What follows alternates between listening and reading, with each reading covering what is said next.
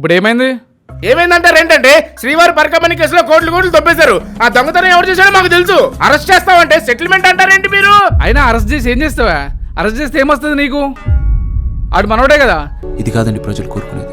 Arrest చేస్తే ఏమొస్తుంటారు ఏంటంటే తప్పు చేసిన వాళ్ళని శిక్షించాలి కదా. అది మా డ్యూటీ కూడా. ఏంటమ్మా డ్యూటీ? నువ్వే చేస్తాను పెద్ద డ్యూటీ. అరెస్ట్ చేసి శిక్షించడానికి వాడు టీడీపీ వాడా? మనోడు. శిక్షిస్తే ఏమొస్తుంది? సెటిల్మెంట్ చేద్దాం.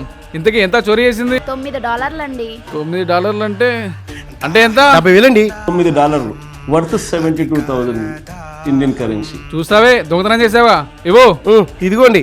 తీసుకెళ్ళి ఉండిలో చెల్లుకు చెల్లు. వైసీపీ వాడు కాబట్టి సెటిల్మెంటు, టీడీపీ వాడైతే బొక్కలు వేసాడమే. పట్టుకో. చూస్తావేంటి? తీసుకో. ఏ కన్ను చూడదనా నీ విచ్చల విడిమిడిసి స్కామ్ ఎక్కడ? ఇది సరిదిద్దినాం, ప్రాబ్లమ్ సాల్వ్ చేసినాం, సరిదిద్దినాము.